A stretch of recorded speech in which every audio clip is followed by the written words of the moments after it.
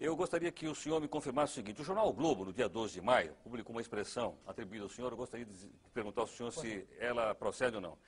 Ele diz o seguinte: que o senhor teria dito que a classe política brasileira é representada pela escória da sociedade. O senhor disse isso? Disse com os mesmos termos. Então, eu quero respeitosamente perguntar ao senhor o seguinte: isso? Não, por isso não quis ser candidato a nada.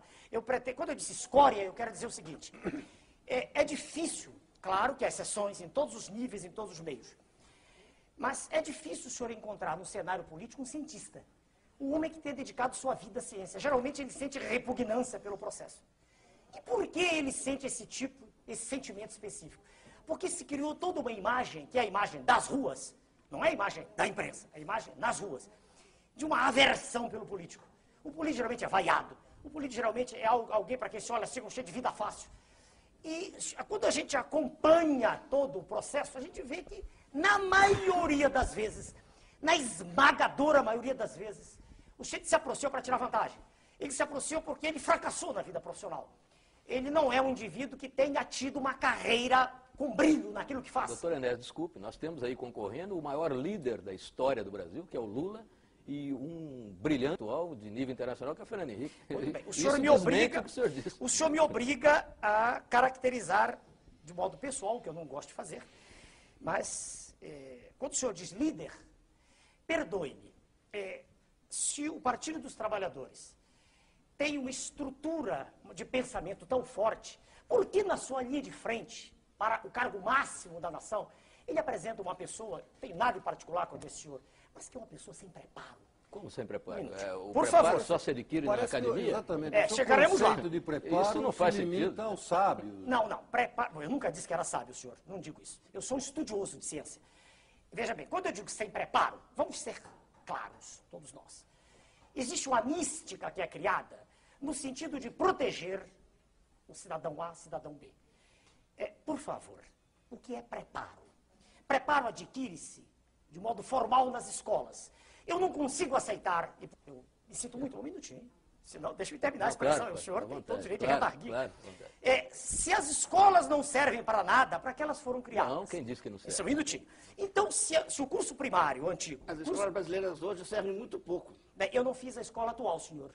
Eu fiz há 50 anos atrás. Sim, mas o senhor concorda que hoje ela serve muito pouco, né? Elas servem pouco, mas é melhor a escola do que a não escola. Permita-me só terminar o pensamento aqui. Se eu não consigo entender que se lance a candidatura da República, não consigo entender, e que haja um aplauso de um grupo, né, a uma pessoa que nunca estudou, que se exprime com muita dificuldade, em linguagem falada ou escrita, e que, perdoe-me, fala do que ouve. Eu não conheço nesse senhor, né, o candidato do PT, nada que nesse período todo de 79 me tenha impressionado no que concerne alguma análise profunda de questões sérias. Eu nunca vi isso. Eu não sei como uma pessoa que nunca educou ninguém pode falar de educação, eu não entendo. Agora, se o senhor diz que eu estou ofendendo, não estou ofendendo, fazendo um diagnóstico. Você está mostrando um preconceito absurdo. Não, não é preconceito. Veja o senhor, para dirigir um avião, exige-se um curso, claro, um treinamento. Não há nenhuma dúvida. Para dirigir uma escola, exige que a pessoa tenha um diploma. Para ser presidente da República, não se exige nada. Exige que seja um cidadão que tenha legitimidade no seu poder, que tenha o apoio da sociedade. Desde que esse apoio seja manifesto, não dessa forma que é. Como dessa forma? Metade da população se diz insatisfeita, 56% são as estatísticas. Agora, o senhor expõe em todos os programas, nas primeiras páginas de jornais, todos os dias, desde 1979, as mesmas pessoas, os senhores, e tem as suas razões para isso, os senhores têm todo direito de ter seus candidatos. Não, é natural. Por favor. É natural. Em 89, não é essa a questão. Sim, senhor. Não só com meus candidatos, nossos candidatos. Não, os senhores me chamaram porque a lei assim o exige hoje. Em 1989, eu era a mesma pessoa. Tão preso hoje, os mesmos diplomas que tem hoje.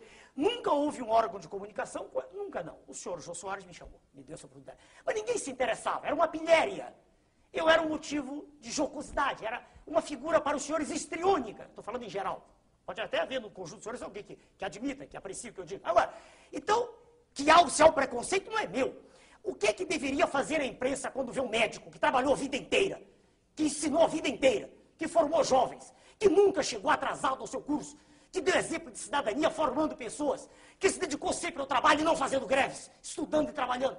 Por que a imprensa não foi perguntar para mim o que eu pensava em 89?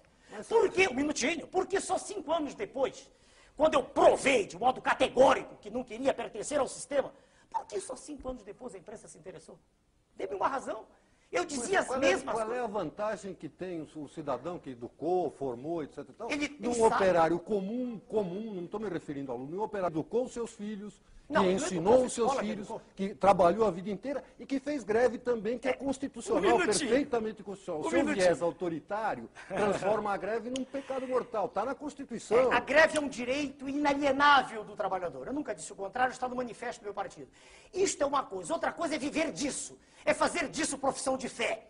Outra coisa é não ter feito nada além disso na vida, como, aliás, o jornal do senhor escreve sobre mim, não sei quem, não me lembro, que eu não gravo o nome dos senhores, que diz que a biografia do senhor candidato PT é melhor que a minha. Mostre-me o currículo do candidato PT. Mostre-me o que ele fez ao longo da vida do senhor. Por favor. O senhor eu estou obrigado a dizer.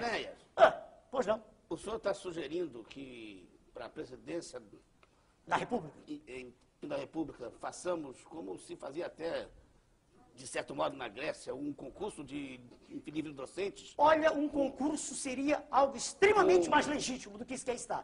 A lei eleitoral foi feita assim agora, dizem que é muito boa.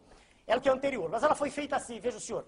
Ela dá a um candidato 7 minutos de exposição, apesar de estar todos os dias nos jornais. Dá outros 5, 6. Eu terei 1 minuto para expor.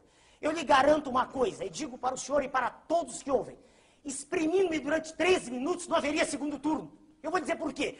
Porque, se o senhor conversar com o homem da rua, o que ele quer ouvir é exatamente o que eu estou dizendo. Não tenha dúvida. Eu queria que o senhor me desse uma resposta. Pois não. Seria melhor que fosse um concurso de livre docência, de títulos e olha, veja bem, devagar. Eu quero dizer o seguinte. E currículos? Para responder ele, por favor. Dever-se-ia exigir um mínimo. Não é um concurso para docência, que isso pressupõe uma especialização. Né? Isso pressupõe a entrada numa seara específica de atividade cognitiva. Não estou dizendo isso. Não, o mais diplomado, não necessariamente. Graduado. Exige-se um mínimo de preparo. Mínimo. Segundo, preparo formal de faculdade. Eu não conheço preparo, veja o senhor, a não ser, é claro, isso é raro, a gente encontra o autodidatismo, que eu fiz em algumas disciplinas. Mas a formação curricular é fundamental para que uma pessoa possa manifestar-se acerca de um tema. Estamos todos aqui. Se alguém fizer a pergunta do auditório, aqui não há um auditório, se fizer a pergunta da rua, qual é a natureza da luz, se não houver ninguém aqui que tenha estudado ciência...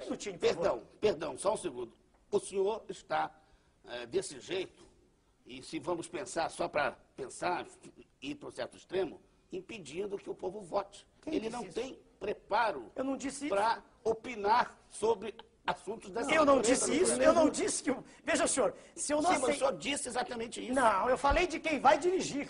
Veja, senhor, mas quem vai escolher também tem que estar preparado para uma missão. O raciocínio leva a isso. O raciocínio leva a isso. Não disse isso. Veja o senhor.